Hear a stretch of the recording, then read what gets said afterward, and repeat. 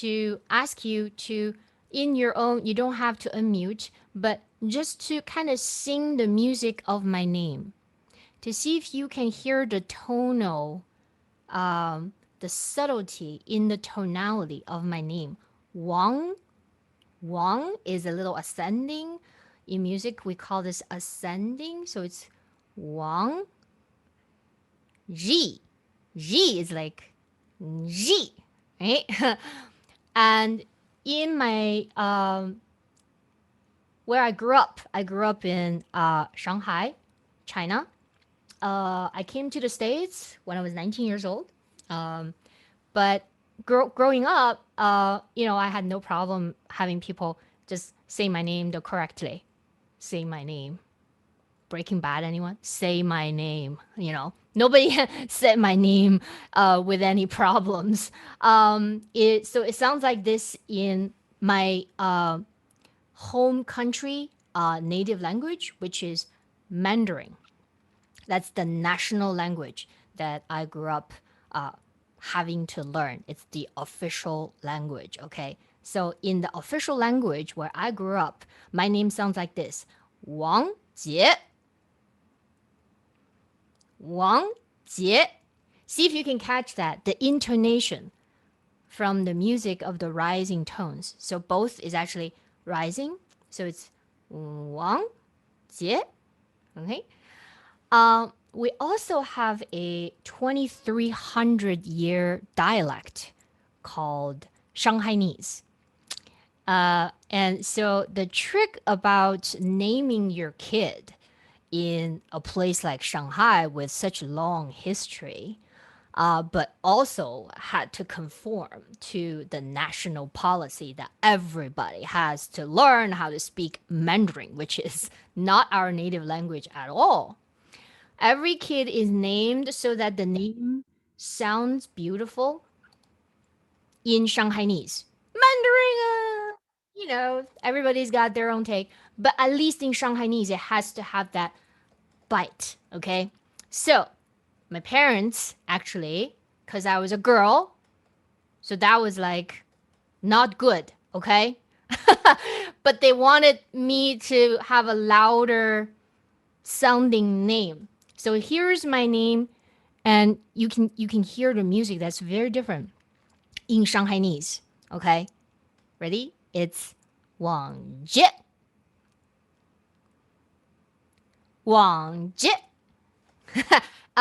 Feel free to repeat that, unmuted or muted, up to you. And so what this does is that there's something very reassuring, very kind of confident in the way the word Jie. You see, in Mandarin, Wang Jie is like I'm asking a question all the time.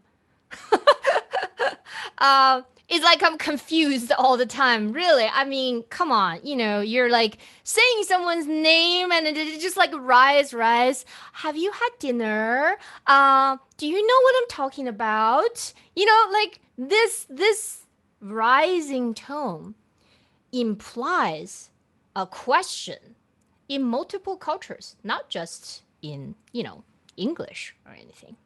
But listen to it. Wang Jie. Eh? Wang Jie. That's like a whole different music. So, my grandfather, one of the wisest men I've ever known, he once said to me that people grow into their names.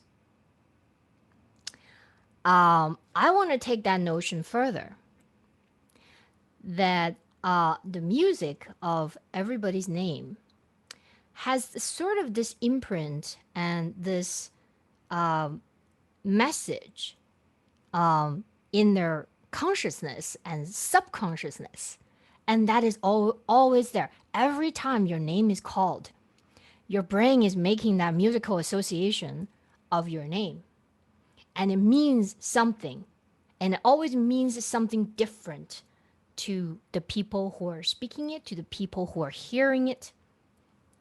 And this brings me to one of the core messages I want to come across in my opening introduction is that music, especially music without words, because you add words, you add English words, you add any kind of words, it immediately takes music itself out of its native environment. Music in its native environment without words is just tones. There's nothing else to it. It's just the vibration in the air. And it kind of goes through your body. Your body is 70% water.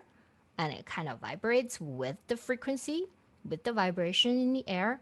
And then it's little hair thing on your inner drum, the inner ear gets vibrated and sends that message like straight into deep, deep part of your brain, bypassing all the cerebral stuff that's on the outside of the brain. So pure music, pure tone, that's all it is. And this is how I feel right now about every one of you in the room, is that you appear on my screen and it's great. Some of you turned your camera on, thank you. And I get to read every one of your face as a musical tone that is abstract because I don't know anything about you yet. But I can hear your face. Does that make sense? And your face comes to me as an abstract symbol that I'm curious to know more. Same thing happens, okay, in musical tone. If there are random, let's say there are 32 of you today, so 31 of you today. So if it's random notes, right? So I'm going to play a bunch of random notes. You tell me whether you can comprehend that or not, okay?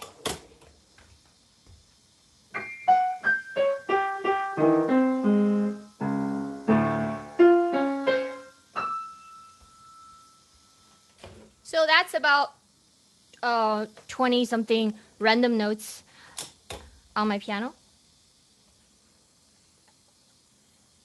Any connection, comprehension? Not really, right?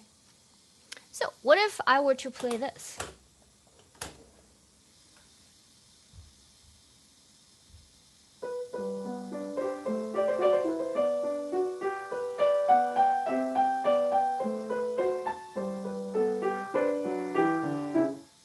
That's also that tune. The tune on the right hand, it's about 20 notes as well. What do you think? Something is present, right?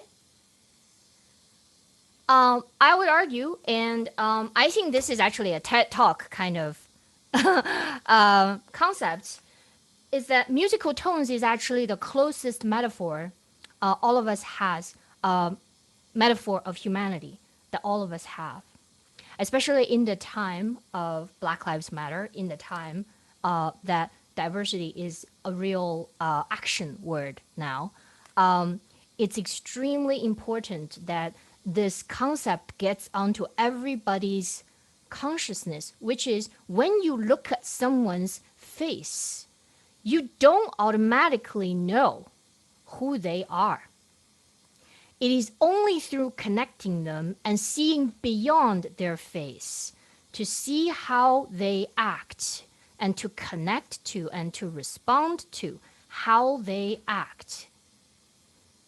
There's a bunch of relationships in the tune I just played, relationships which we call intervals, relationships in a particular organization principle that formed this seemingly linear tune we call melody in classical music. And same is true. Every single one of you in this classroom right now are an abstract note for me. And what I'm most interested in doing and highly motivated to do is, of course, to see how you act and how you interact with each other, how you react and how you act with me. That's the only way that I get to know you beyond your abstract face. Okay? And that's actually the most rewarding for both of us. If you feel that you can reveal your true self to me beyond your face, okay, then I will have that musical ear immediately engaged. Oh, that's who you are. That's like the you that is only you can be you, in other words. Okay? So, with that in mind, we're the subject matter is, of course, this is a music course, and it's going to be on the interactive side of higher ed education. Some of you already had the experience of in-person college life. Some of you actually, as far as I can read from the registrar's office, some of you are really just beginning your college life, right? Um, so um, so I want to emphasize that this format of online instructing of music content is particularly troublesome with the delay, the sound delay. So if I conduct, for example, and this happens all the time with like Zoom meetings where music, like you're playing music, right, and everybody is moving to the music that is coming out of their speaker, but when you see them move, it's like there's a quarter second delay all the time. And so this is the reality of the music instruction on Zoom. One way to overcome it is for you guys to engage with a music interface that will actually offer you instant playback. And the good news is that that application is free. And so each one of you can download that. And we'll talk about that in just a second. First of all, I would love to just to go through your names and take down some notes about your information. I'm most curious. One, what's your experience in music? In particular, do you have a principal instrument? And then, so that's two questions. And number three is, do you read music? And if you do, what level of proficiency can you read music? I will begin from. Oh, I will have to kind of go alphabetical order. So, first name I see here is. Oh, first name I see I can't pronounce. Accime. A C May? A C. Sorry. Yes. Well, that's pronounced Axime. Axime. Okay. Please forgive me if I don't remember that after first It's time. okay. Axime, can you tell us a little bit about your musical background? Um, so this is actually my this is actually my first time taking a music course, so I don't have much of a musical background. Okay. So I'm going to assume you do not read music. Yes? Nope. Nice. Next is Andrews Rena.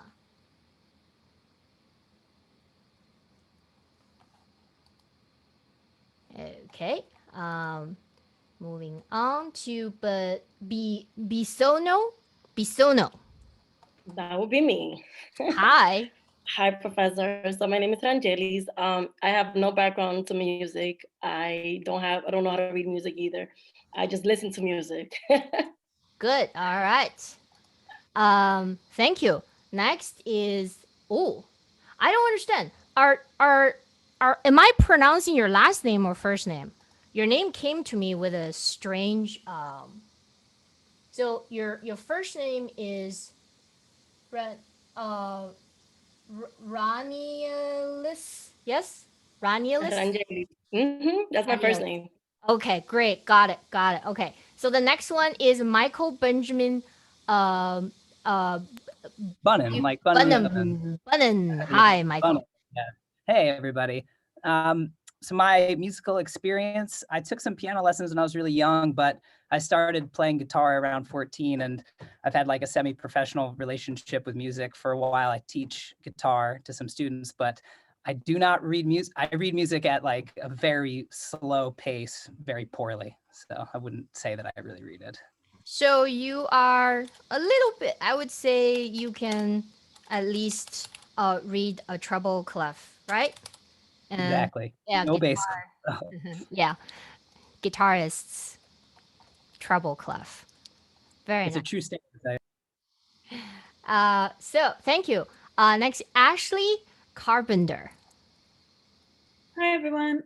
So I'm kind of in the same boat as Raniellas. I listen to music. I took piano when I was little, but I'm very rusty. I don't think I could read music right now. Gotcha. Good. All right. Next one is Tyler Byfield.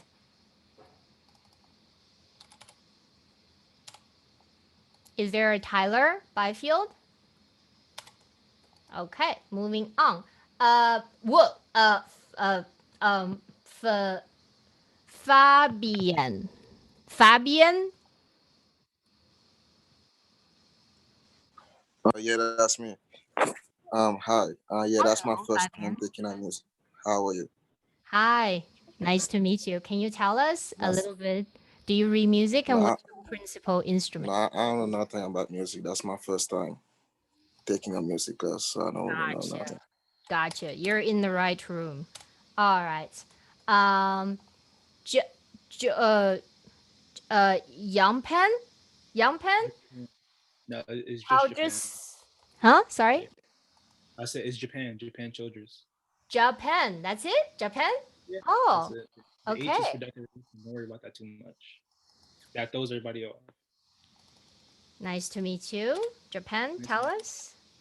I'm self-teaching. I'm teaching myself to play guitar. So the most music I can read is just like the tabs and the chords, and sometimes, but nothing like official, like with the treble clef and the notes, like the three notes. I don't know how to read any of that.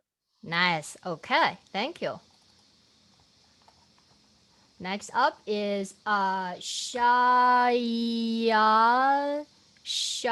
Shayanis Edward. It's Cheyenne-C. It's pronounced Shan- Cheyenne-C. Shaniancy. So Cheyenne-C. Like Cheyenne. Cheyenne-C. Yes. Close? Yes?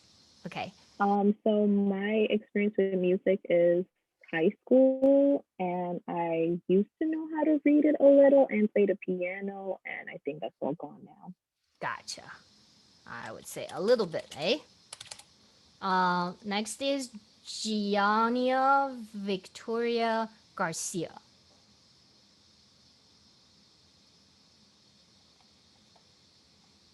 Okay, next is David. GEDA. I love it. Hi, Vidalovic, yeah. So I don't play any instruments and I don't know how to read notes. Got you. Thank you. And next one is Emily Gill.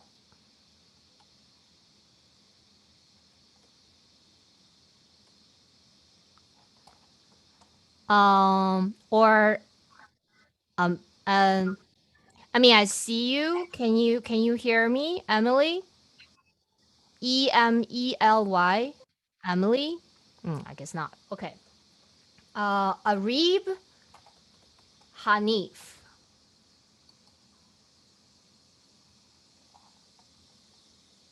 Okay. Trana Harrison. Triana. And yeah.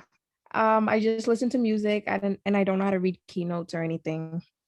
Okay, nice. So the next one I'm gonna have a lot of trouble, but the last name is Islam. MD Jahido. Is that close? Jahido. Yeah. Jahido. You're quite there, yeah. Okay, So thank it's you. MD Jahido, yeah. So tell us. So, So I have no experience with music, but I listen music. Yeah, I cannot read or anything. This is my first class. Yeah, this is just the first class I'm taking about the music. Yeah, Mm-hmm. Nice. Okay. thank you. Thank you. Kiara James. Hi. So in high school, I took a class on music theory, so I'm a little bit familiar with reading music. I don't know if this counts, but I play the ukulele, so yeah. Cool. Thank you so much. Aina Kwong. Oh, hi, it's me. I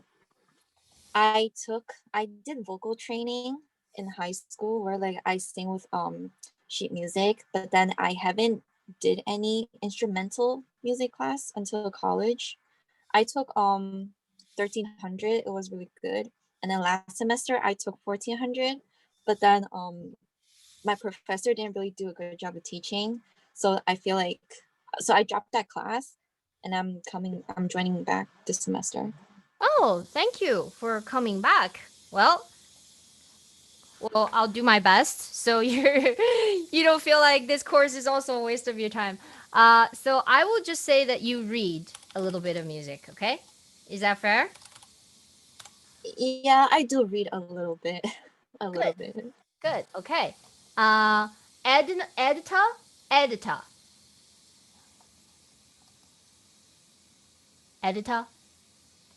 Last name Kukaj.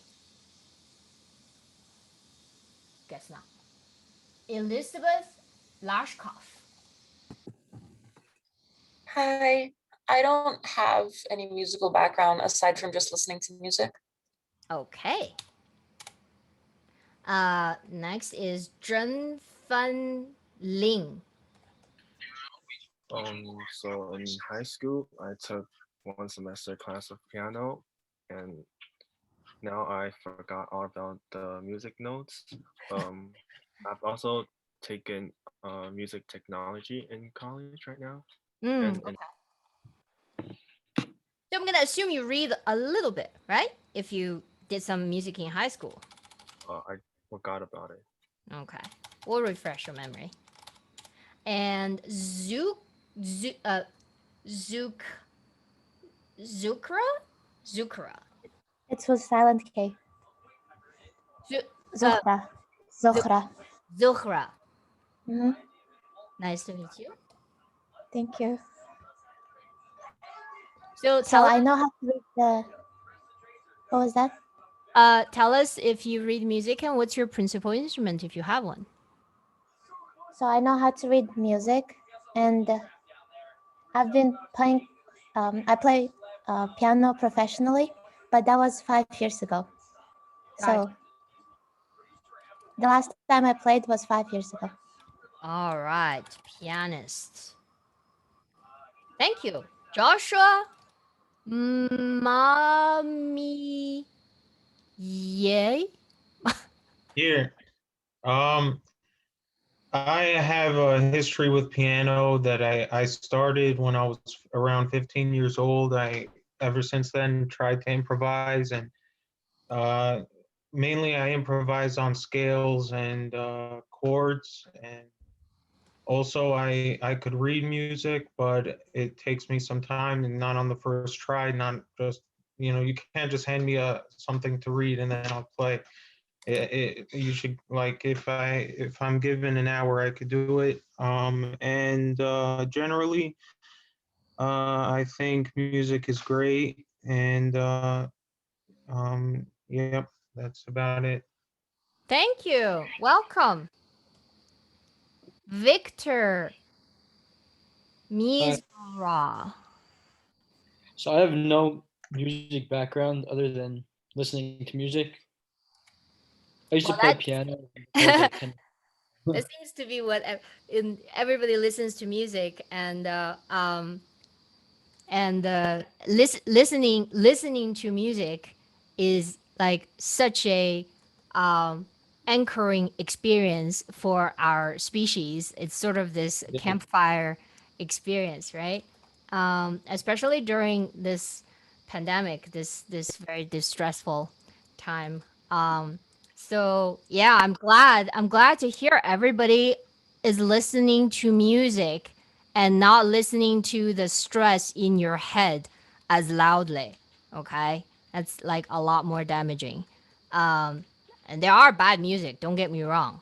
Okay, but music is better than like bad stressful anxiety noise. Um, as as Keel Morgan.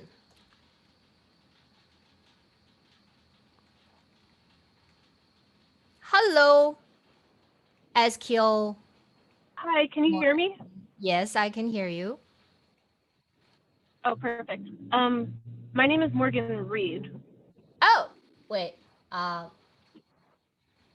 Is that okay. the correct person? Since you're talking, go ahead. Go ahead. I find your name. Yes. Oh, perfect. Well, I don't have much musical experience, but I played a lot of different instruments when I was younger, mostly in high school. I was in chorus for a while. I played the violin for a few years. I did a couple of drumming classes, so I'm familiar with a bunch of different kinds of instruments, but I would like to focus more on piano and how to read sheet music so that I can play piano. All right. You've come to the right place as well. So you do read music and want to be a better pianist. Fantastic. Okay. So MD Ramen. Yes, hello. Hello. I don't have much musical experience, but as many of us are saying, well, I do listen to music. So yeah. Okay. Thank you. Nadine.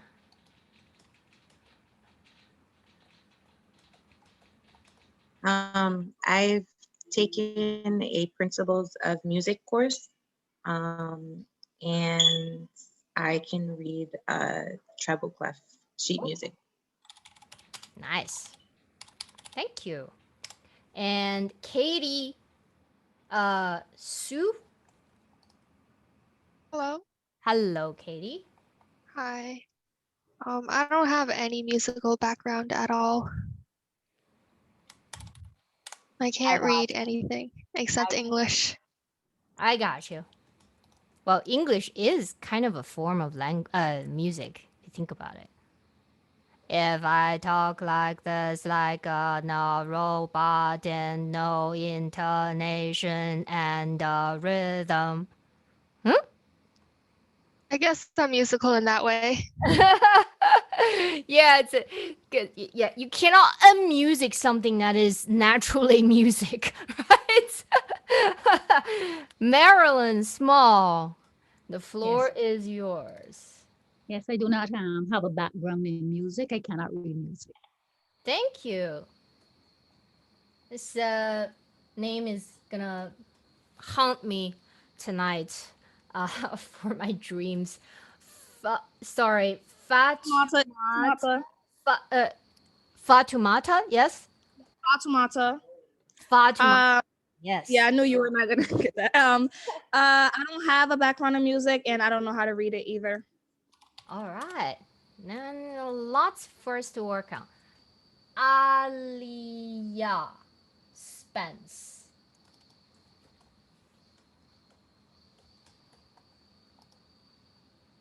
Alia Spence. Guess not. Anna Tan Wu.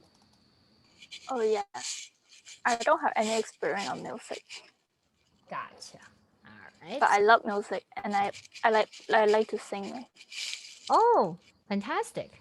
Yeah. Oh, let me just get through the last three students. Vaughn Titus. Hi. Hello. Oh, what's poppin'? I've been playing like jazz and classical for about like 13 years. I started on like bass clarinet, and I play clarinet and tenor sax as well. And I can read music and sight read. Very cool. I'm also teaching someone who is a saxophone player from another music school.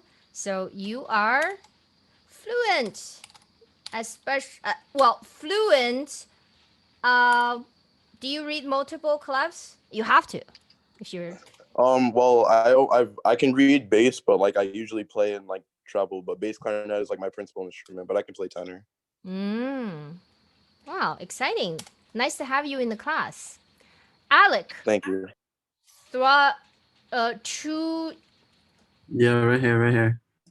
Alec, Uh-huh. how are you? Yes. Say your last name.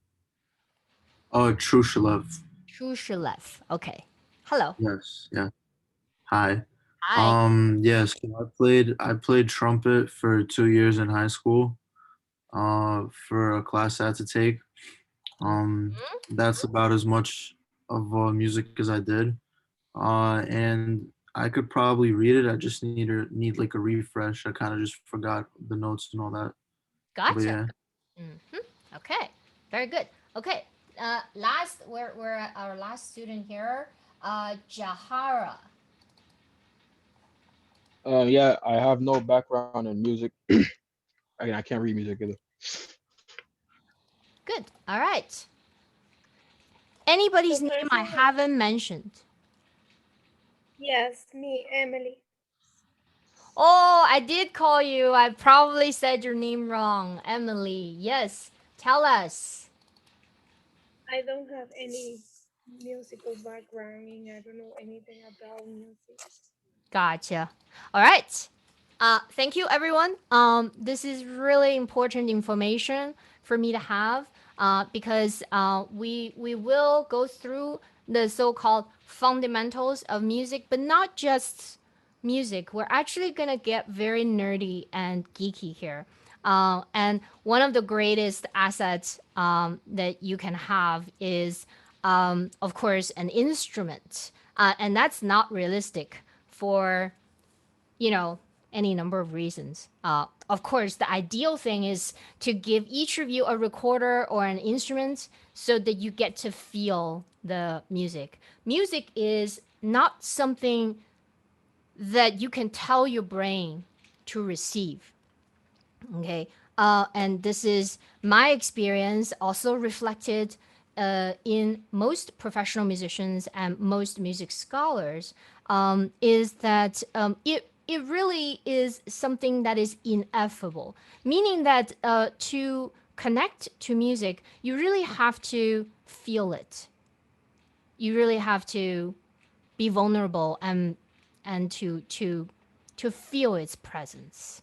And as soon as you start to rationalize, it kind of falls straight off your mind. So here's an example.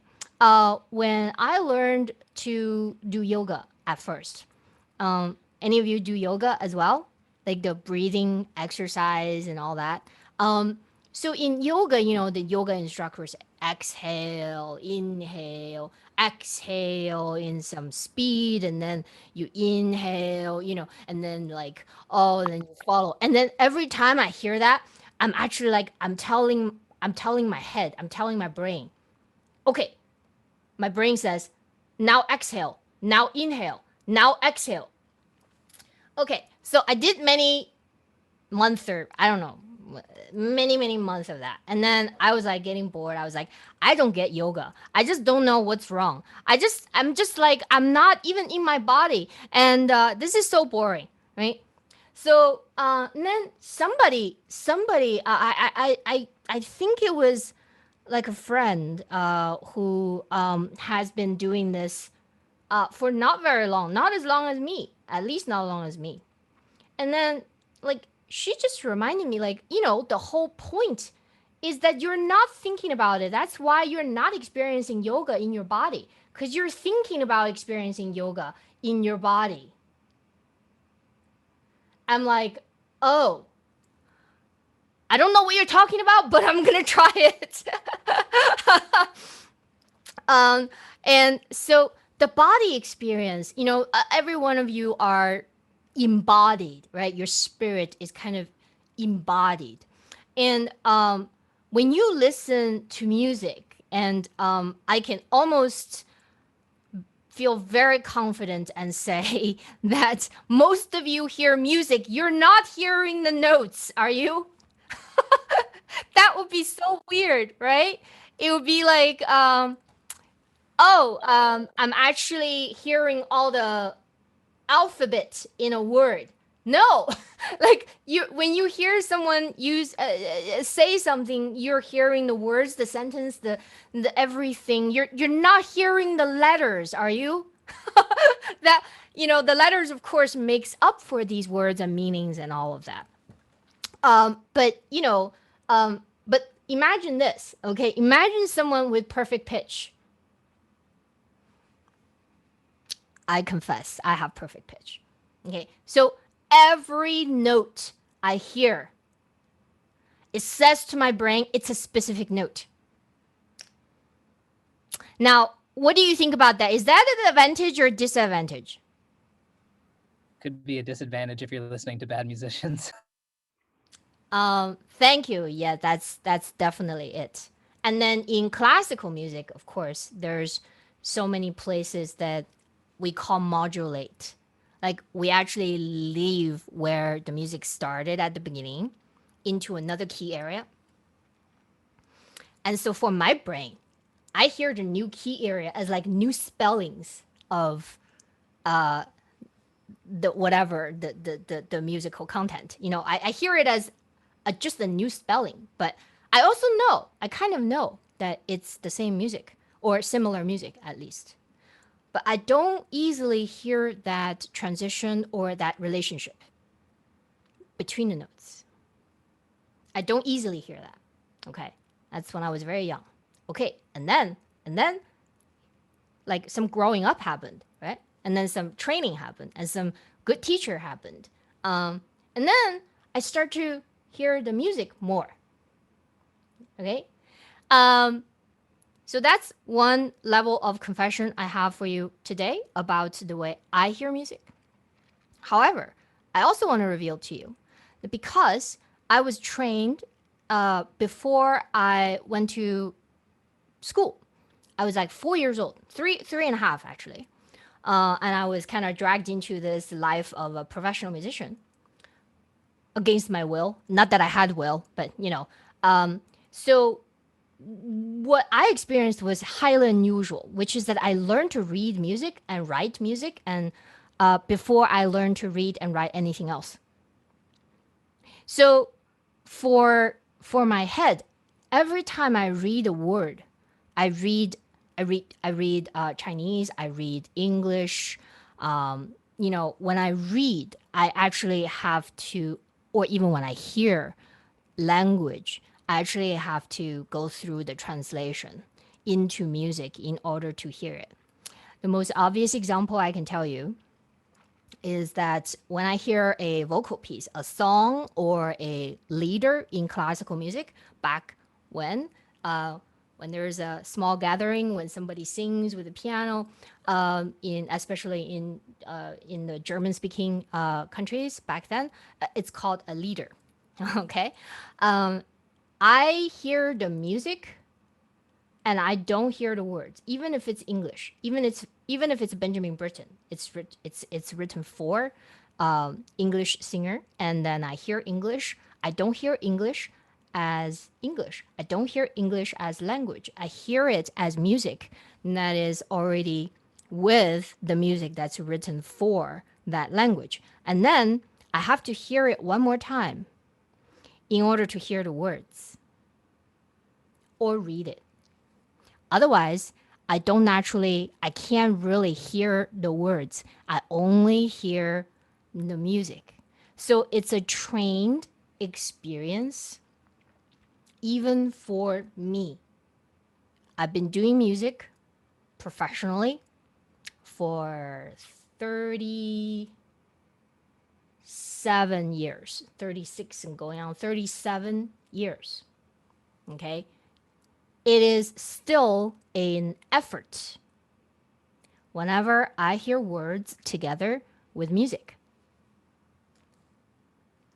So that is to say that I can empathize and I can understand some of your apprehension. Some of you have at least some feelings towards the institution that is classical music, because so much of classical music are abstract, instrumental, abstract music without words. Okay? There's a large body of repertoire. All they're saying is something like symphony, right? Symphony. What is a symphony? Sounds really highbrow, like has nothing to do with me. Well, symphony, this word literally just means sounding together. That's all it means. It developed into this monstrous form over the course of 250 years. It was a very particular Western social phenomenon.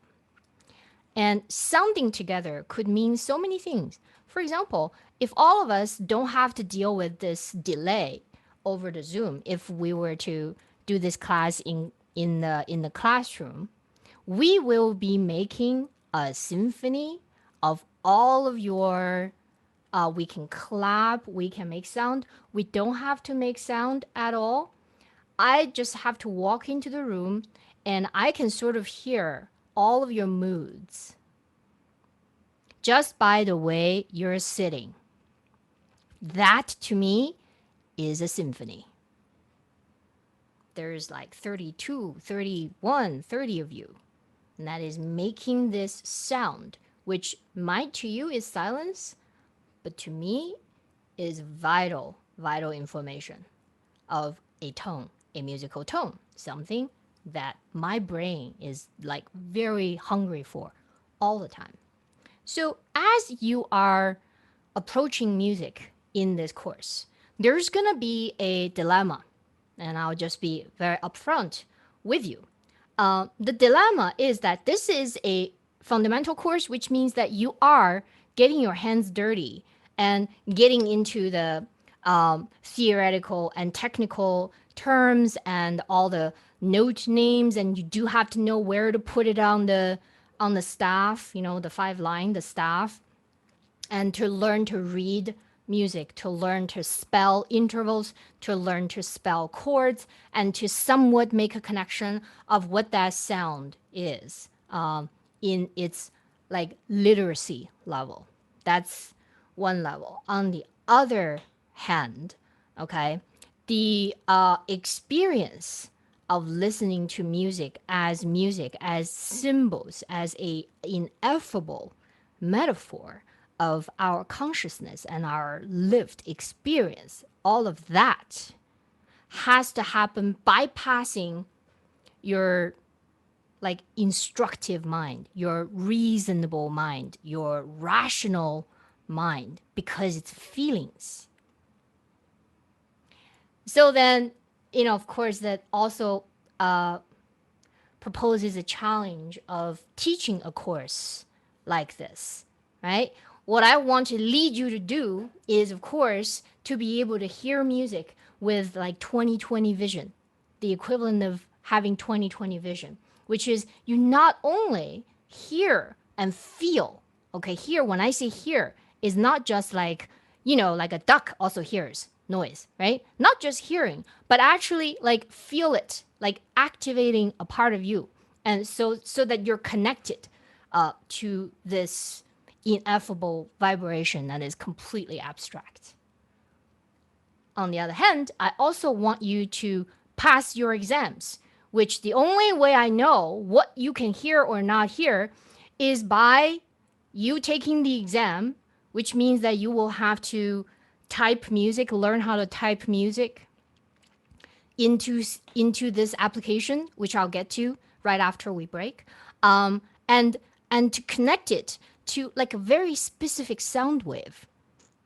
I don't know what's more nerdy, okay? You want to talk about nerds and geeks and like there's nothing more nerdy, geeky than a composer. We have to know how every instrument works better than the people who play them professionally. That's how we can write for them. Okay. So that's the dilemma that I am constantly aware of and is in the works of solving with you.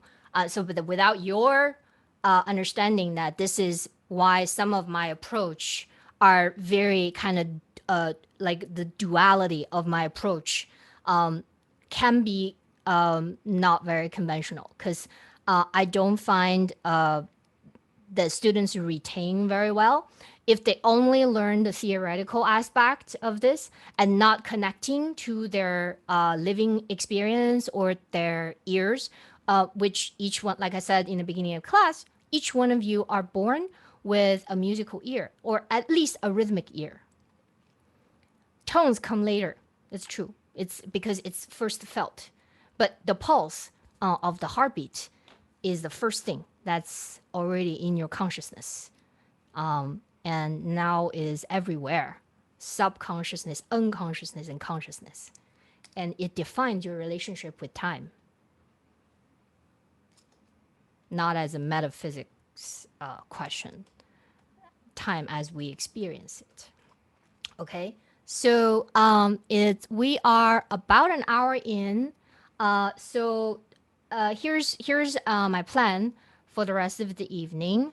So we're supposed to break at 7:35, and what I did is that I recorded how you can download the application, and I'm gonna actually demonstrate straight away after a short break.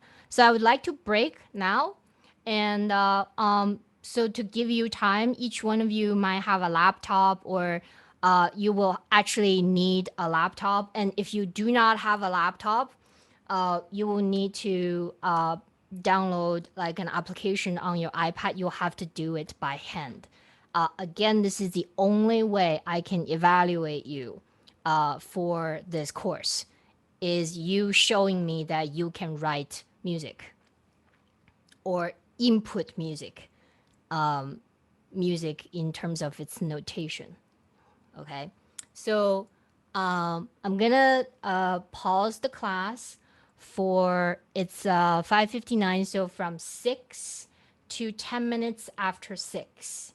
Okay, we'll meet back here at 10 minutes after 6.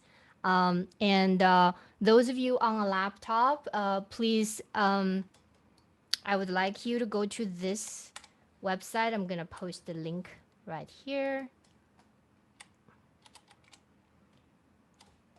Those of you with a laptop, please download Sibelius First, the thing that says free. You want to pay for it, be my guest.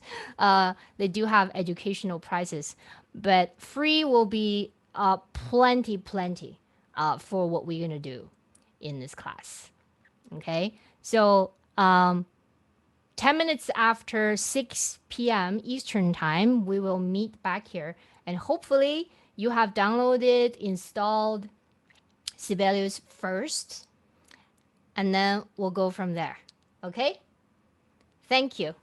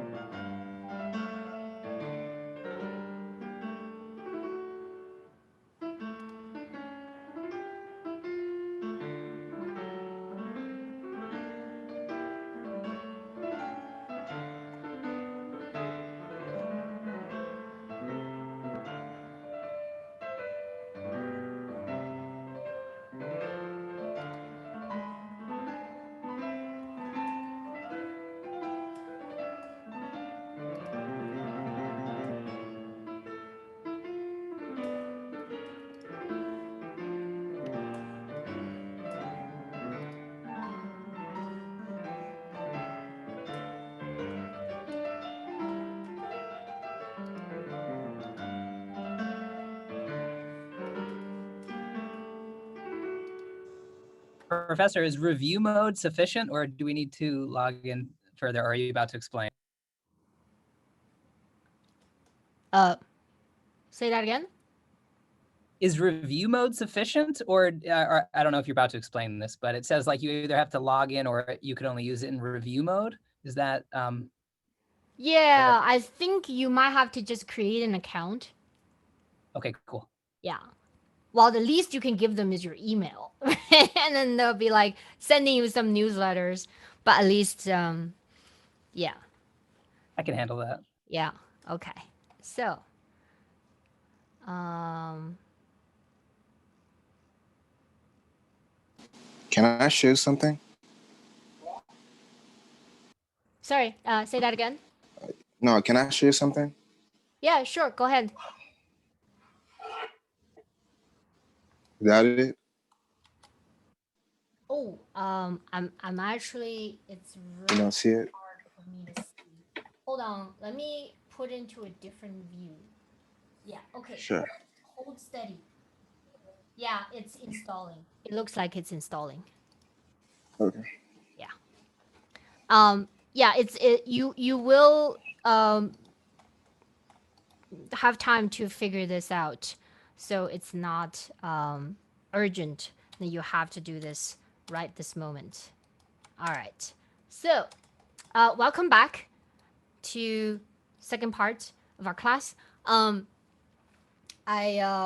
actually plugged in my iPad here to like show, and then I have no idea why it's not connecting. So please just forgive me for 1 second. It's the only way I can use my manuscript paper to write on for you guys. And I think it's this thing that is not connecting. And why is that? Why aren't you connecting? Please connect for me.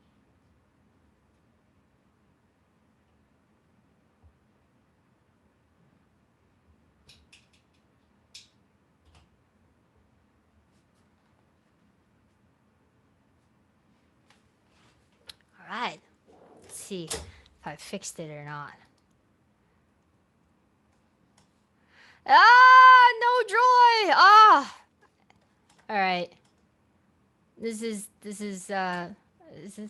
calls for some problem solving right here. Okay. So I guess what we'll do is just I'll try to figure this out for our next class. It's not extremely urgent. But I do want to finish my intro with you guys earlier. I got carried away talking about, music as symbols, of course. Very important, more important than me. But now I'm going to be important for just a second. Do you have any of you checked me out, Googled me, internet stalked me yet? So just to give you a reference point of who I am. So I started music training since I was 3.5, 4 years old. I have since, lived a life in music. And my profession is I am a composer of classical music. That's my primary discipline. I'm a composer. I am also a good enough pianist so that I actually I have played many concerts. This is not to show off, it's just a fact. I made it to Carnegie Hall before I was 30 years old. What you are about to hear today, I have a little something I'm going to present, is actually a live recording from Carnegie Hall of my Carnegie Hall debut. And so I compose mainly 95% of the time. I write music for classically trained instrumentalists, vocalists, and ensembles, symphonic orchestras. I write symphonies. I have 2 symphonies. I have written many other orchestral works. I have 3 operas. I've written many chamber music. Chamber music is just fewer musicians jamming together, but they're jamming with instructions from me, very specific instructions. How do I achieve that? Notation. And I have some degrees, some sheepskins, if that makes you feel like you're getting a good education from an accredited institution. I have a Bachelor of Music and Masters of Music from Manhattan School of Music. It in my days, it was one of the best music schools in New York City. Right now, I can't say because the department that I went to since the retirement of our department chair, it has not been the same. So I have no idea what's going on over there. And then I have a artist diploma, which is an honorary degree from the Curtis Institute of Music in Philadelphia. Insiders in music business, all in classical music at least, all know Curtis as the lowest acceptance rate in higher education in the world. In the world, lowest 0.4% acceptance rate. What that means in the music world is that kids who cannot get into Curtis because it's all free, you know, you're like being sponsored the whole way. You don't pay a thing basically, and kids who cannot get into Curtis go to Juilliard. So I have an artist diploma. I wrote my first symphony there. I wrote my first opera there, being a student of artist diploma. I wrote my first ballet there. So was one of the most instrumental 2 years of my life. I was very prolific. And then I spent 2 years waiting tables and, living the life of a ghetto artist, barely making rent, and didn't know whether I was going to make it or not, and of course, leading up to my Carnegie Hall debut, meanwhile, couldn't pay rent. So after that, I was very fortunate that my Carnegie Hall debut got this composer's attention. And so he was like, why don't you come to NYU and, do some work. You sound like you're someone who has an ambition for furthering your career. So I went to NYU to do my PhD. So during my years at NYU, I got in touch with kind of unleashed my inner scholar, and that got me very comfortable being in this kind of environment teaching. And I started teaching undergraduate courses as early as my first semester at NYU. My love for teaching non-music majors, namely all of you. So my passion for teaching non-music majors began when I was out of music school, but in a university. So my university experience gave me this appetite to be able to teach you guys the kind of stuff that are often so dry and so inaccessible for majority of the musical public. And that is the so-called classical music, right? But if you think about it, everything that is not classical music is actually part of the fabric of music history. And music history, 99% of it is classical music. Okay? It just takes on different forms. If you love hip hop, for example, there is an equivalent of hip hop back in 1600.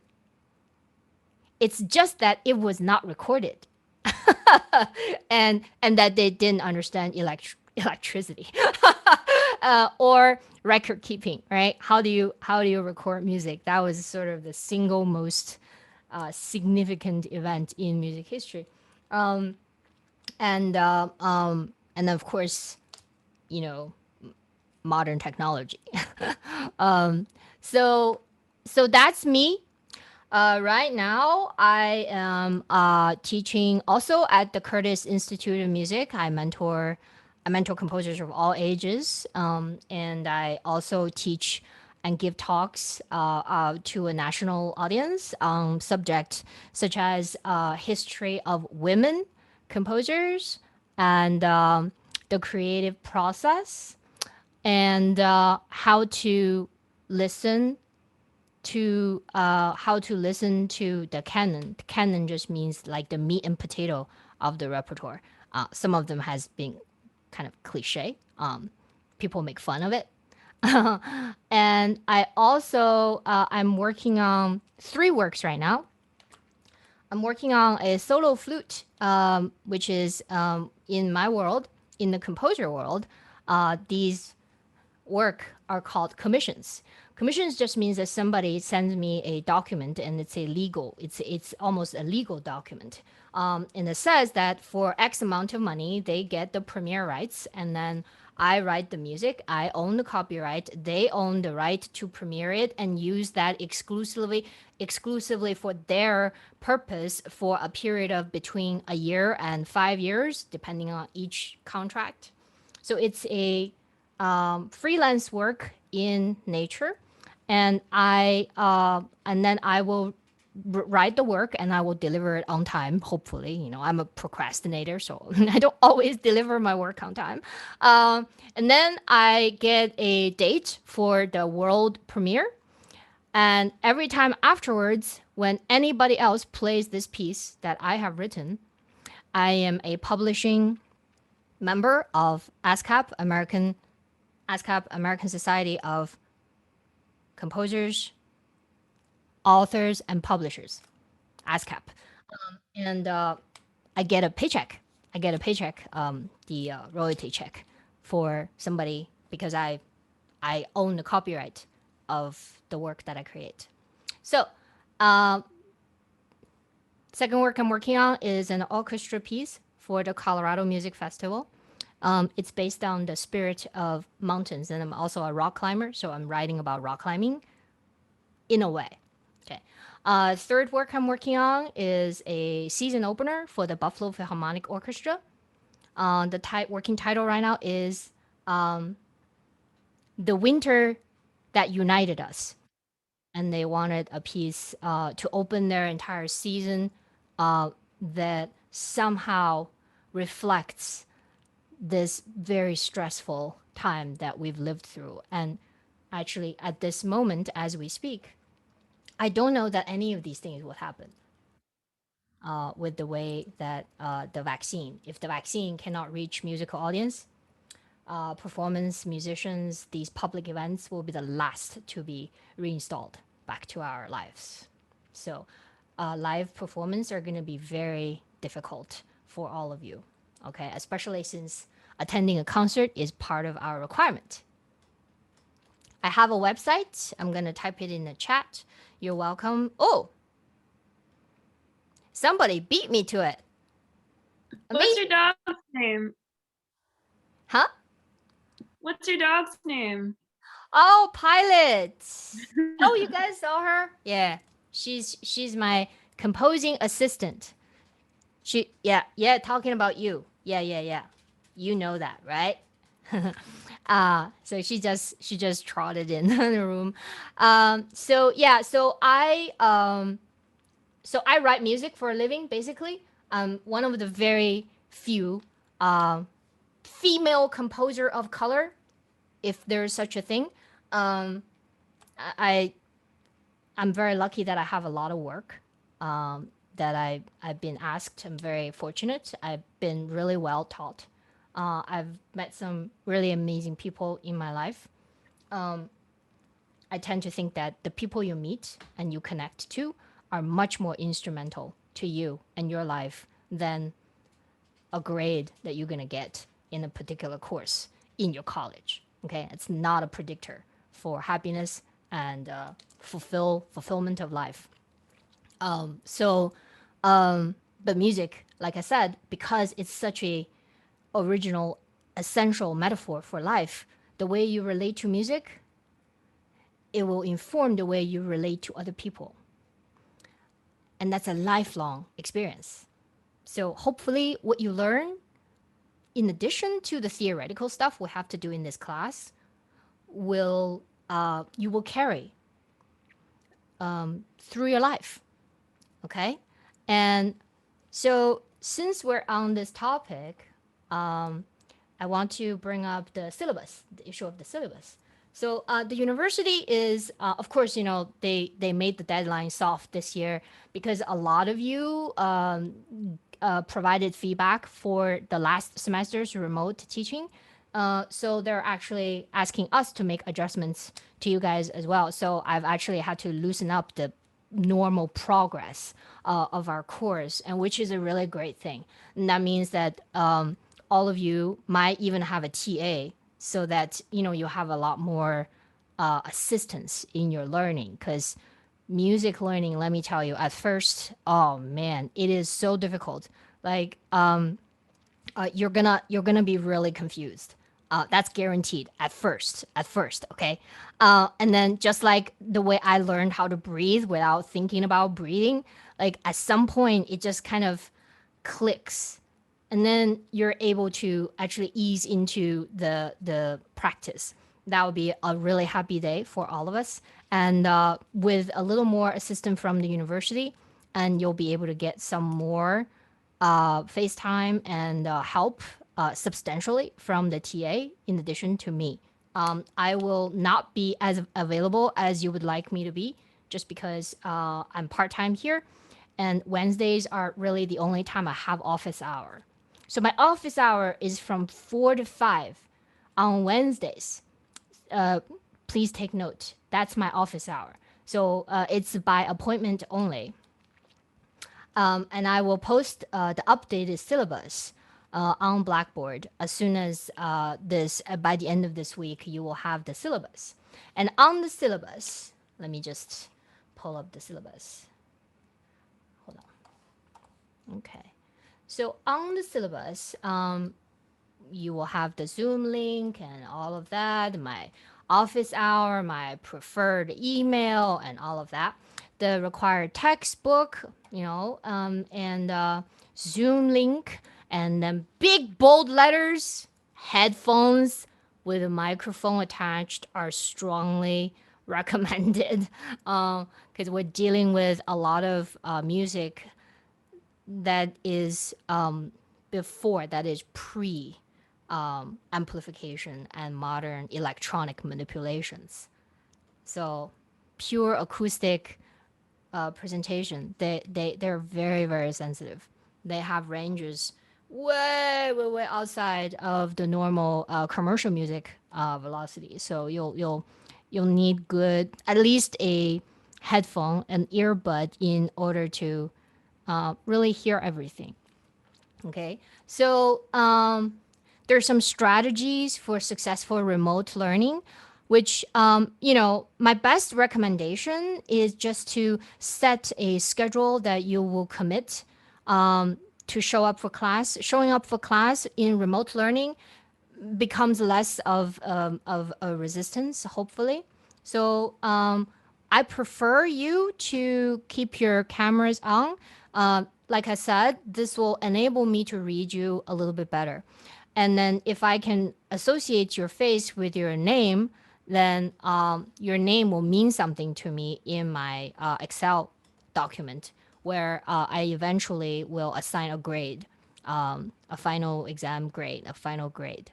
Okay, it's not a requirement. I cannot require it, but I am a 150% feeler and emotional and visual learner. Okay, like just reading letters off the screen doesn't mean much to me until there's a face matched to it, and it's like it's you connecting to me. Then when I feel that connection, then immediately I have a memory, and that is associated with your name. That's just how my mind works. So take advantage of it. I don't know how else to put it. Take advantage of the way that I am. I can't change the way I am. I'm just like particular in that way. And not everybody I know has that, particular thing.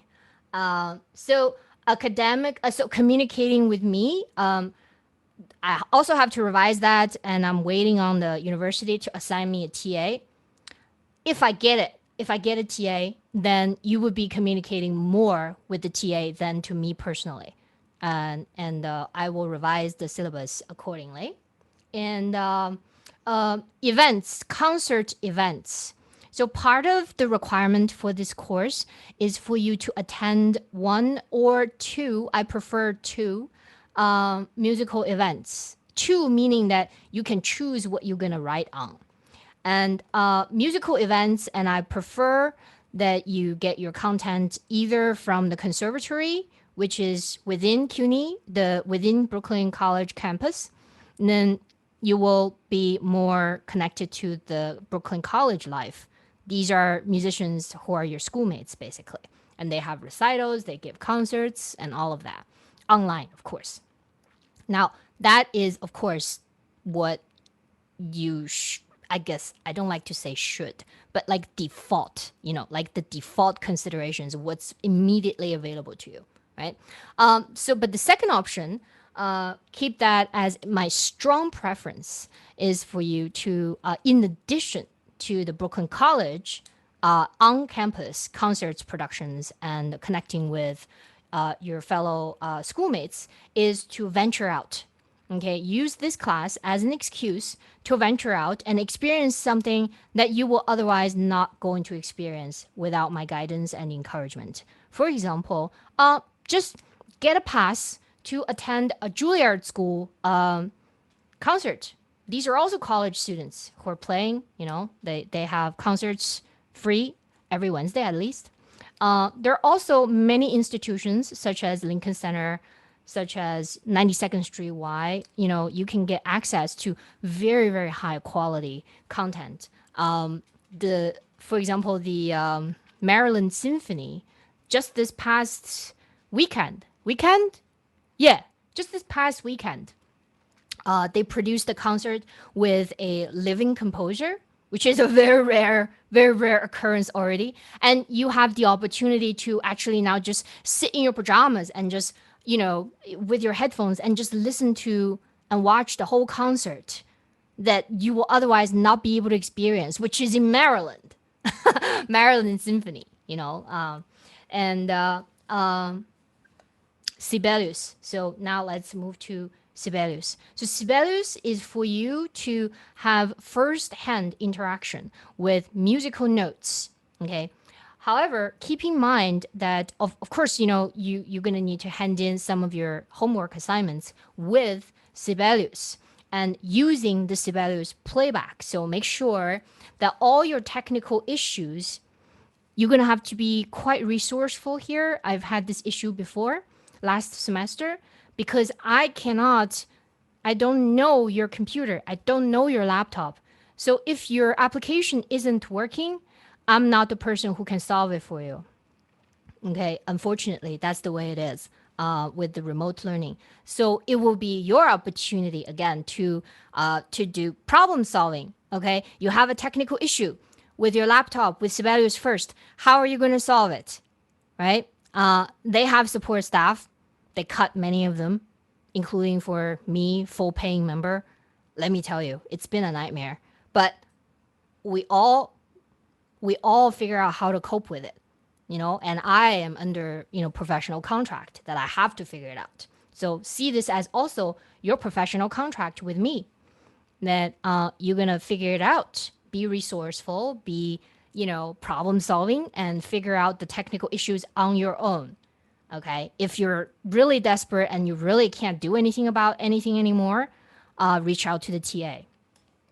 And, online musical resources these days, everything is online. Even the public library stuff is beginning to go online.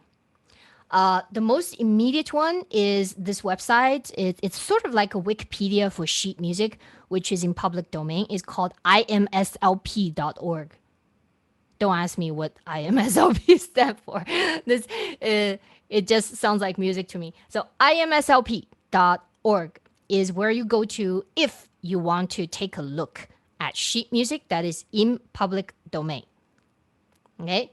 The Brooklyn College Music Library, of course, do what you can to find out whether they can be helpful to you. Before the pandemic, the default is for students to use the Sibelius application in the music library. The application was free. The ultimate one, the full load application was available to all of you. So if you have to do your homework and you don't have a laptop to do your homework, you might be able to talk to the library into letting you use the application in a school computer. Again, that information you'll have to find out on your own. I don't have that information.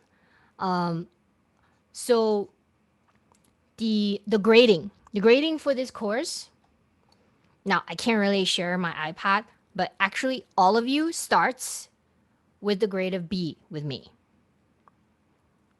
This is where everybody starts. Right now, all of you gets a B by default. Okay. I like to give A's. Please do hear me. I like to give A's. It makes my day to give an A+ to a student. Okay.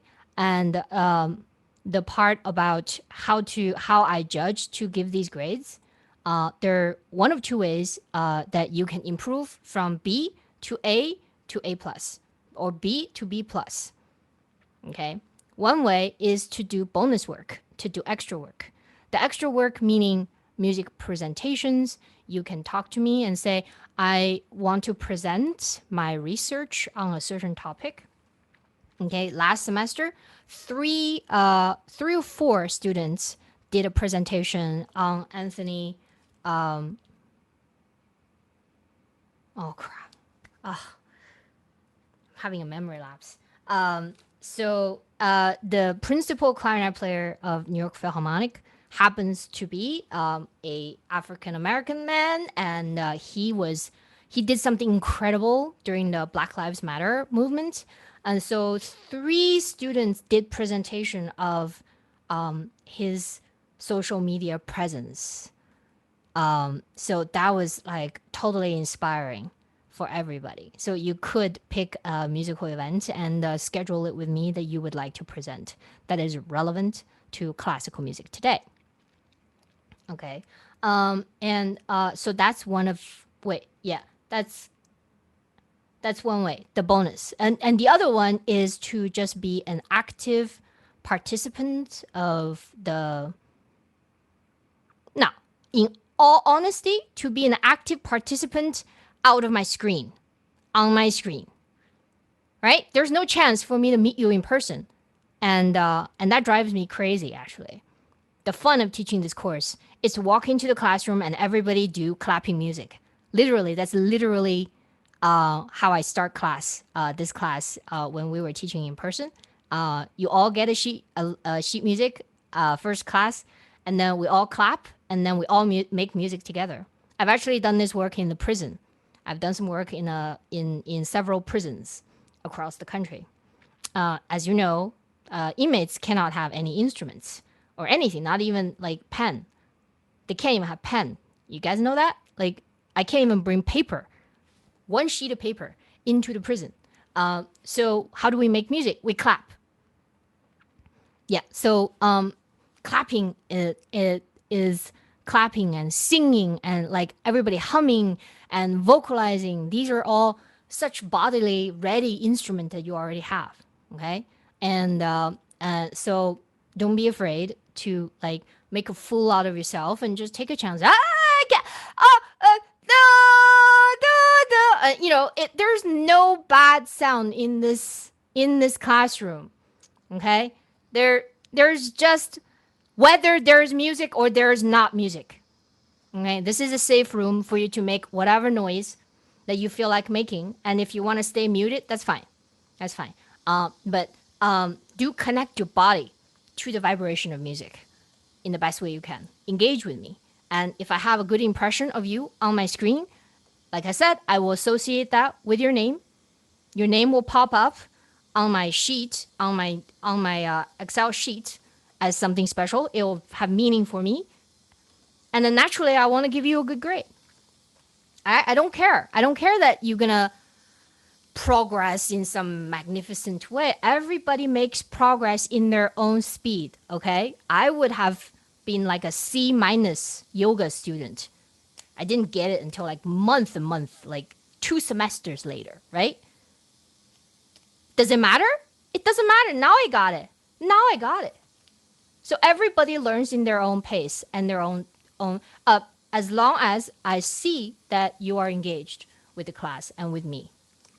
Okay. So attendance and classwork is only 20%. Homework is 20%. And midterm exam is 20%. Final exam is 20%. The concert report is 20%. So this is the percentage of your final grade in detail. Okay. What I will also do is to upload a concert report that is a A. That is a concert report that received the grade A to Blackboard. So you have a sample to look at what a concert report does. And let me see. That's it. All right. Let's get to a little music before long.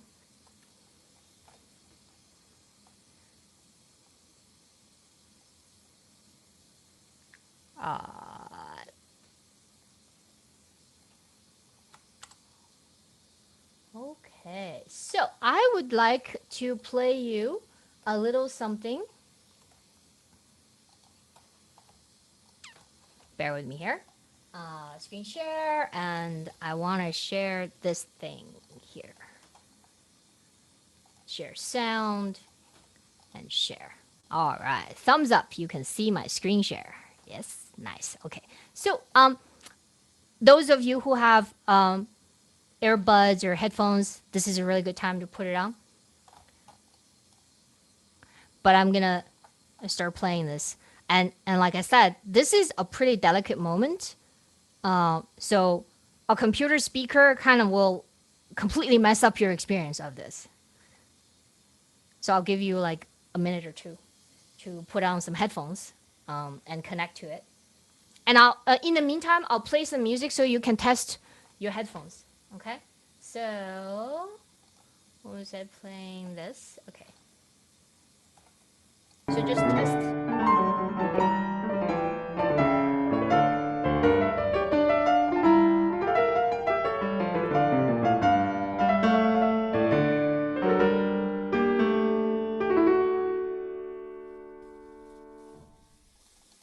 Something softer. C minor.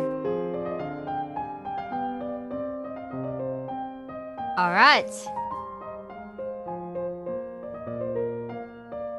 Oh, I love this piece. I'm one of my favorite pianists. And nobody knows him. Nobody knows him. He was not famous and died really young in a car crash. Edward Aldwell. Okay, somebody is unmuted. Please mute.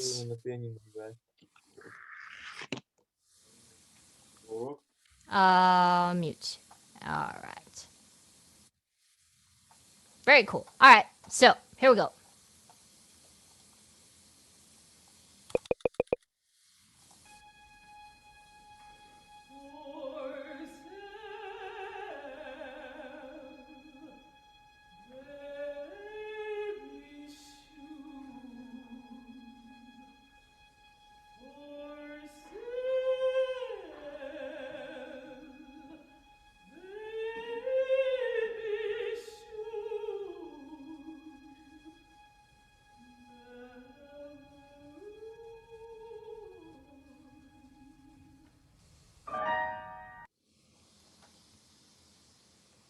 All right, one more time.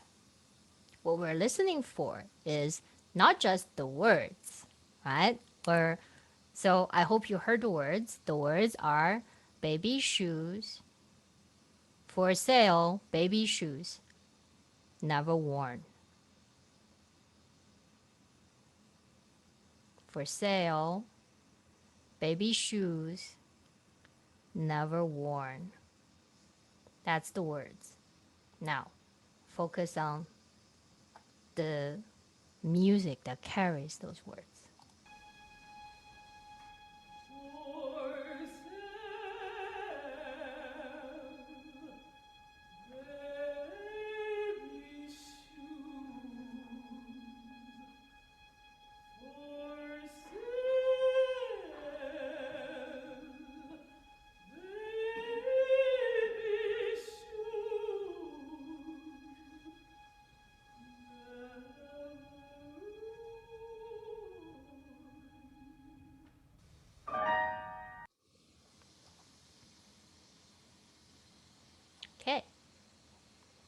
stop share for a moment. All right. So, feelings. You can raise your hand if you'd like to speak. Go ahead, Michael. Sounds. Can you hear me? Yeah. It sounds tragic, I would say. Any other feelings in the room, Katie? Go ahead. Sounds a bit creepy to me. Creepy, yes, definitely, because there's like a high hanging thing on the top there, right? And yeah, Makes it feel like there's something there, but Yeah. it's never coming. Like a ghost. Oh, it's actually worse. It's actually a plague. Oh. And tons That's of even corpses more around. sad. Yes. Wow, you guys see you guys like already like pretty much there. Pretty much there. That's amazing you guys can pick all that up just from 2 listenings. Any other feelings in the room? Go ahead. Did you ask for what word were carrying the song? I'm asking for what is the feeling after 2 listenings? Oh, I don't know. Seeing some chat here. Haunted, echo, somber for sure. Yes. So yeah, you see, you guys are like so musical. It felt Already. like something was gonna get me. Oh, definitely. Yes. For this, Like for something's chasing me. You know? For sure, for sure. For this lady, death is catching up to her. And there's literally the death character with the scythe, the death character, on stage, reaping up corpses. And there she was, selling baby shoes, never worn. I don't know anything more tragic than that. Well, maybe, the the fate of my second symphony is more tragic because nobody plays it. But this is pretty bad. Don't you agree? Okay. So, how does something like this happen?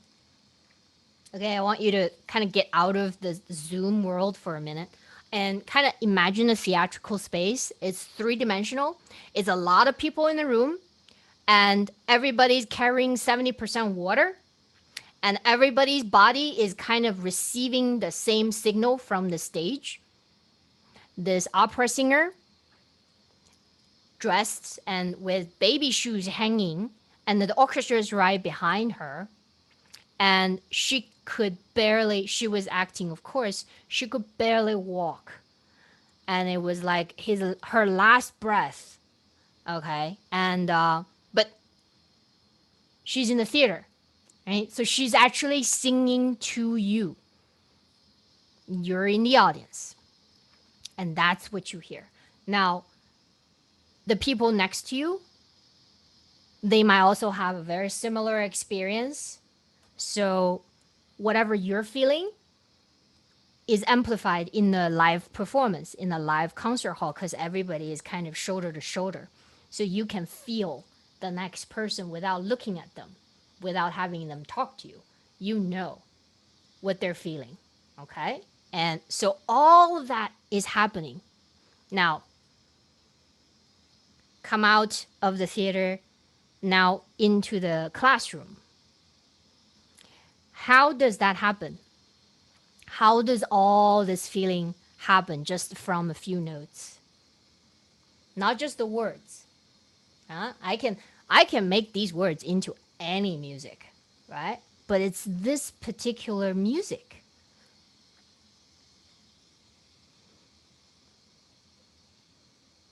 I'll give you a moment. So I wish I had my iPad problem figured out because, see, I was actually gonna draw it for you guys and it's not connecting. I don't know what to do. Oh, God.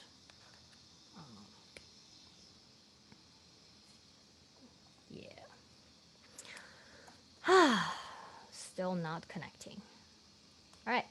So now the only make up for the not connecting my iPad is to show you what it looks like to the musician. Okay, the musician. Oh, the musician. Hey,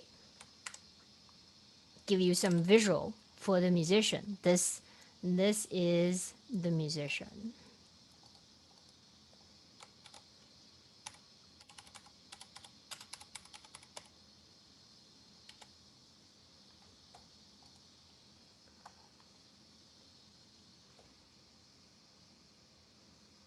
That's her. That's who you heard. That was also her Carnegie Hall debut. Christy. And We can't see it. It's frozen. You only see the notation screen. new share. Oh, it's really bad. How about now? Yeah? Yeah.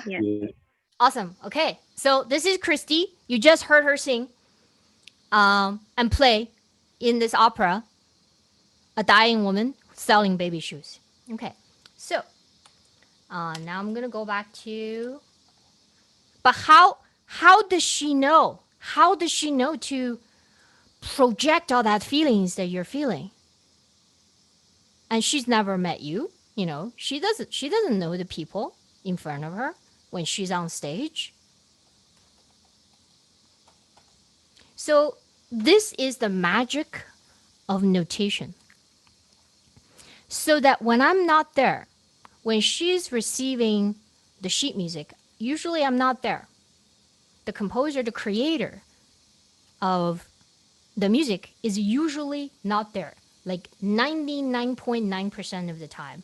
Musicians get the sheet music and somehow it activates a part of them so that they somehow know how to express what's on the page into music that is sheer feeling and vibration.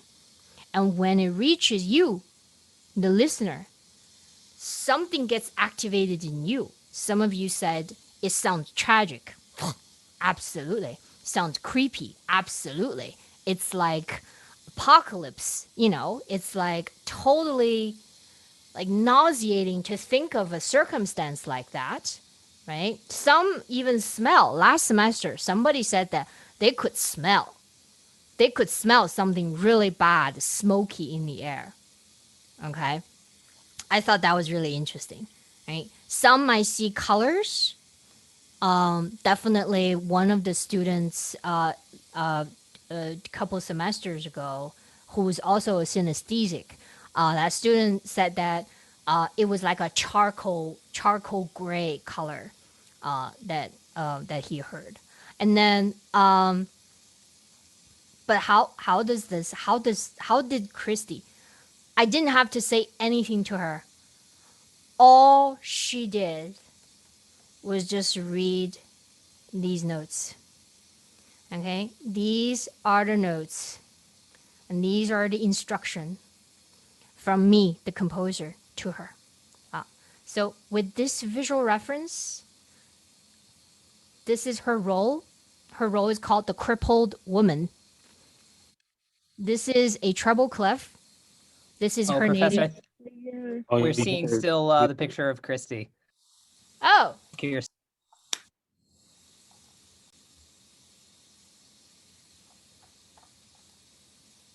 Oh, I know why. I wasn't sharing my desktop. Okay. I have to fix this. This is kind of disruptive. Okay.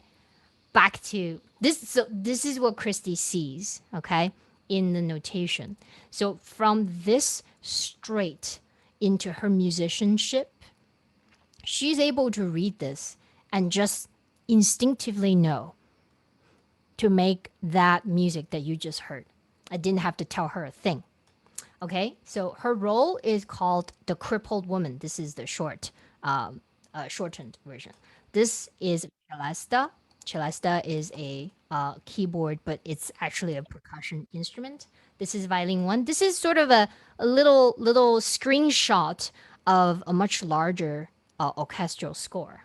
Okay, And this is what you're hearing. One of you said that it sounds really creepy, right? So this is kind of that high note, that it's just there, up there, hanging up there, and the note just kind of sounds dirty and doesn't belong there.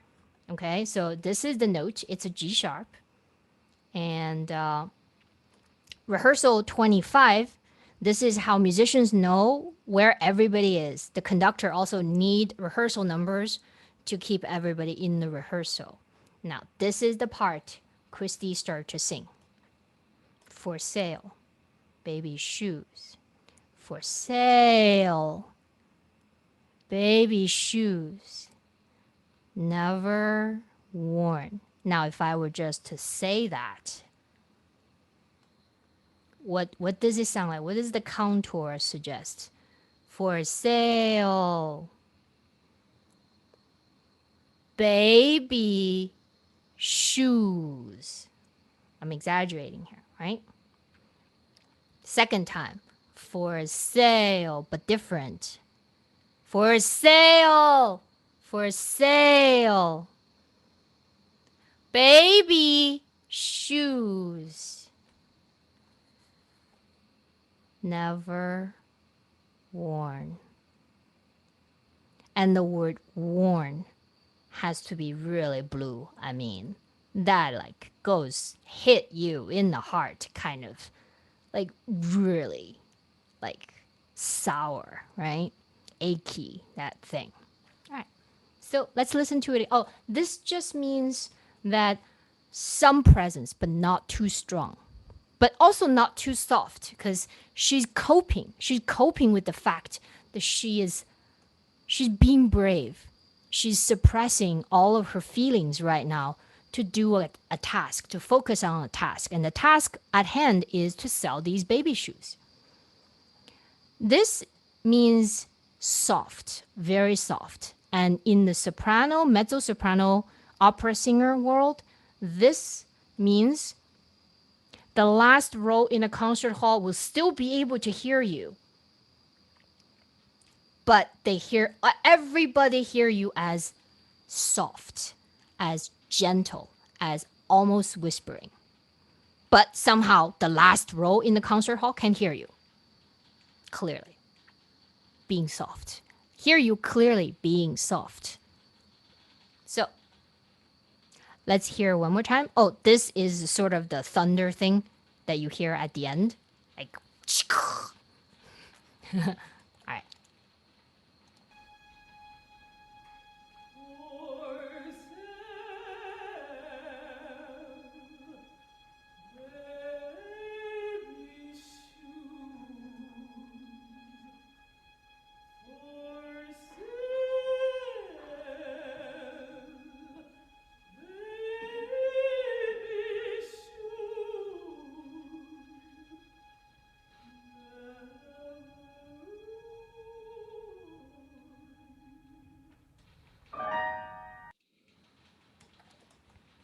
Okay, so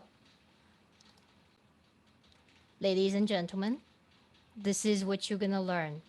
This magic of just these little symbols and signals on a piece of music paper. Then when it goes through a musician, it turns into all of this feeling, turns into all of this world. This is a world that does not exist in the classroom and does not exist in anybody's mind until the musician opens their mouth or take out their instrument and start playing. The magic of notation. Not a language. These are instructions, symbols from a composer directly across time. Time disappears. I can read a piece of music that is written in 1300 and I can feel the life of that composer just by reading those notes on his page that he penned, right? Back then, it's a lot of he, unfortunately. Huh? So that's the essence of what you are about to learn in this class. Notation. So, we're almost out of time. And let me give you the YouTube link for like getting the application up and running. But let me just get you warmed up right now. Okay. So I don't know why it's not letting me share desktop. So I have to start the application first. I was hoping to share my entire desktop. So I will fix that for our next class. This is just my CUNY Zoom account. Like I have to set Zoom preference for every school I teach in. It's madness making, let me tell you. So I'm going to start this and then I will lead you through. I don't think that's actually possible for you to see if I cannot share my desktop actually. So right now I'm starting Sibelius, my own copy of the Sibelius.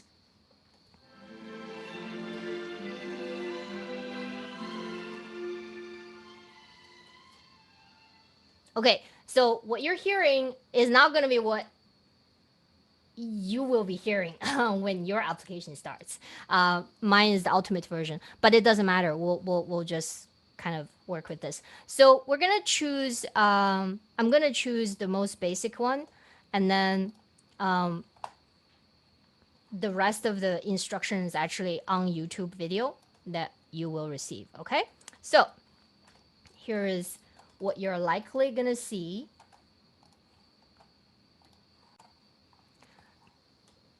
Okay, so this is what you're gonna see. It's a blank sheet with not much on it except for staff paper and the default treble clef, and this is the time signature. We'll talk about what that is. And this application, like I said, it's very responsive. So if you just there's a keypad, which now you don't see because it's not showing that window. There's like a little keypad here, and you can also activate this thing called a keyboard, a visual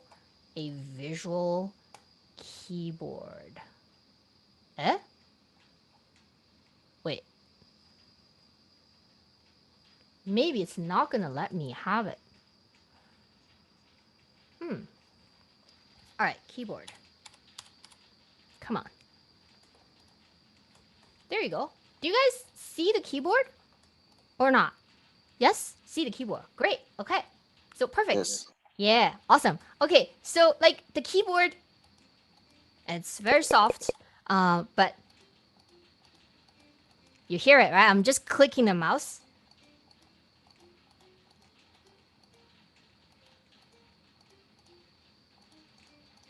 Like it just plays notes. And then you can actually click and highlight a bar or any bar actually. And then you can choose the value of the notes that you're going to input. And in my keypad, I can choose a quarter note. And then you can actually just start typing.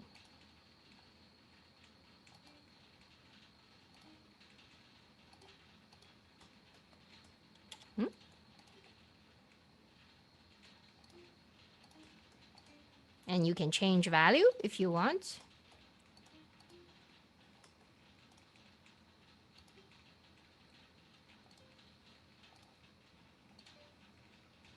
So this is how you type music using your mouse.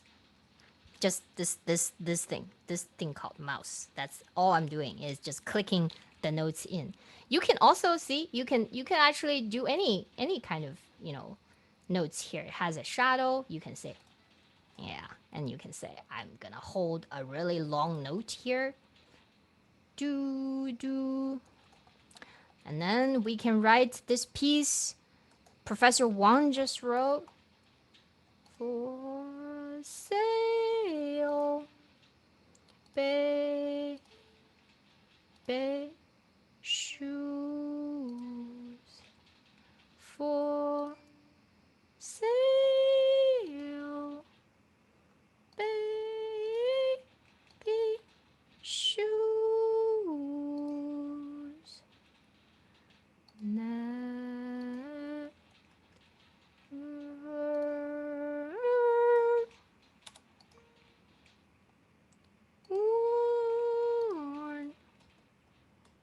And then you can make it a little bit fancier. For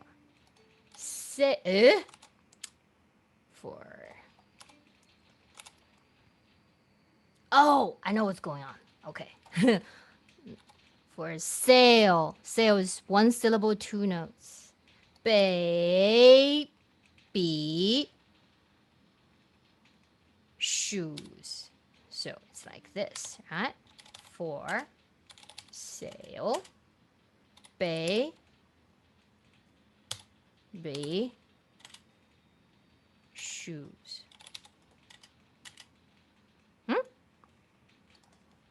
And then you can tell your singer to, this is doing that again. All right, so. All right, this font is all wrong in the default. So this would be not too loud, not too soft, just kind of be brave. That's what it means. All right. And yeah, that's a very basic notation. So the sky is the limit. The sky is the limit. You can now actually, this is what professional composers and musicians do. Now you have the same tool that we have. This same application, it's the same tool I use to compose my symphony. I'll show you right now.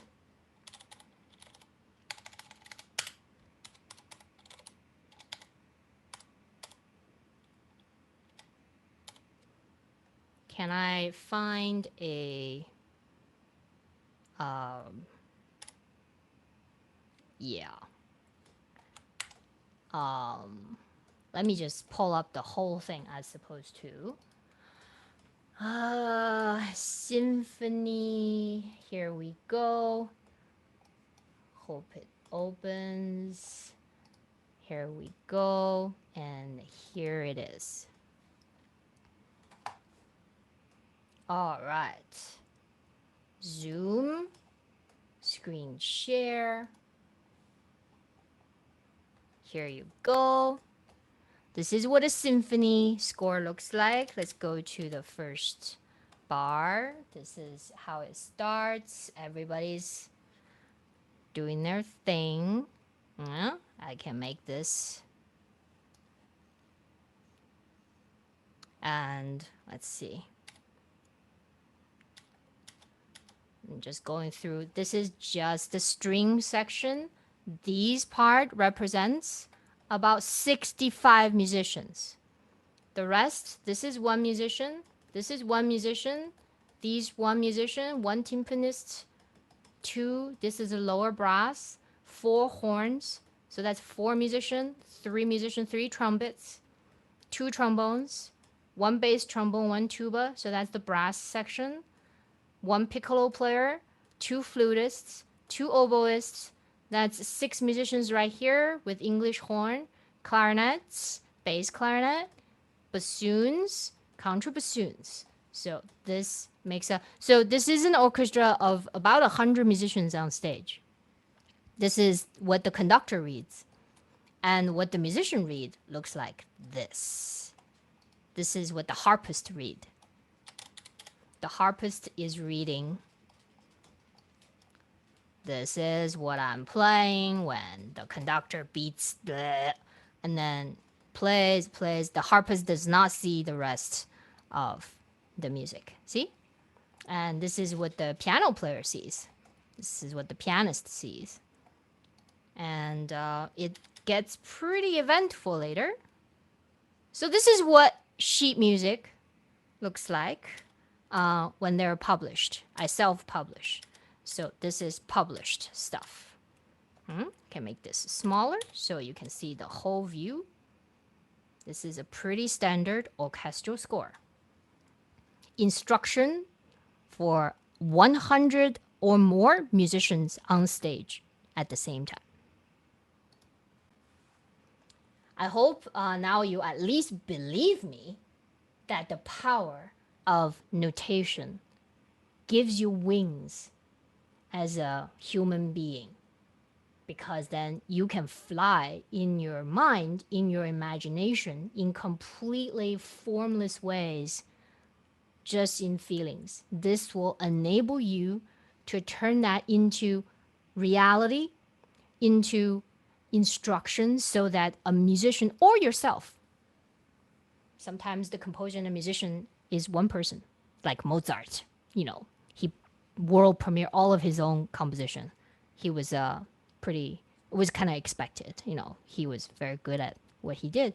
And that a musician reads what you write, and the musician is like, oh, I know the feeling. I don't think there's anything more rewarding than that. And that, ladies and gentlemen, is the aspiration, hopefully, behind your learning this whole nerdy thing called reading music. You're also going to write music because, read and write goes hand in hand. All right, I'm going to stop now and going to give you a link for the Sibelius thing. It's always going to be there, so no worries if you can't get it the first time. It's there for your reference. All right, so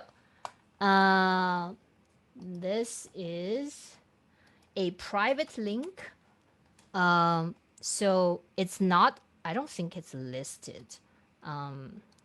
Let me give this link to everyone in the meeting. Here you go.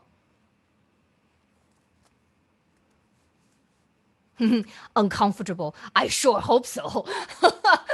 I would be so uncomfortable if someone can barely walk in front of me. I would be like, oh, this person's in so much pain. All right, so here's the link to the Sibelius instruction, how to work Sibelius.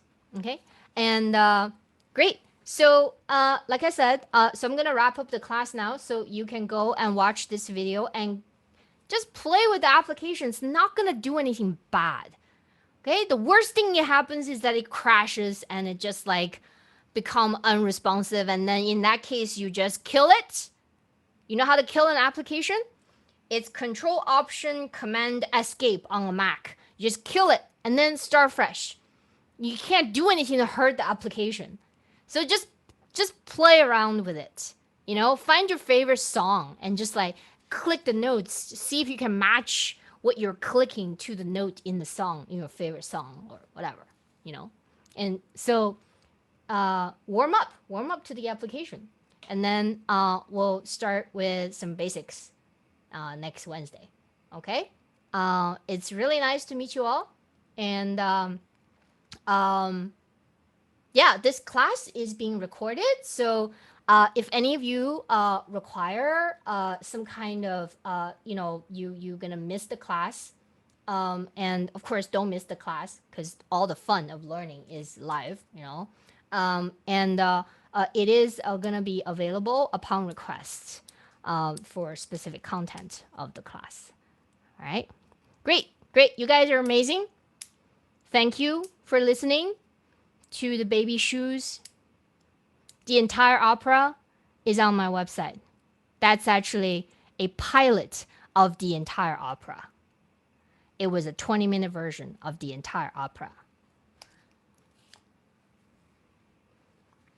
Any questions? I have like 2 minutes until my husband barges in and say, I'm hungry. Let's go. Any questions? Just thank you so much. Excited for the course. Thank you. You bet. It's only the beginning. Let's see how everybody feels in April, eh? Yeah. Read. Yeah. I cannot read. Have a good night. Fabian, Yeah, I was just gonna ask you. I can't read anything. Is that fine? Yeah, that's why we're gonna learn it. Most of you come to 1400 without reading any music, so you're in the right place. No worries. Download the app and just play around with it, just to see how clicking in a note, like how does that respond? Just play, okay? And then we'll do all the nerdy stuff, the theoretical learning stuff, the learning and the teaching, your college education, getting your money worth thing starting next. next week. All right, you guys. Have a great evening. Thank you. Thank Bye. you. Thank you.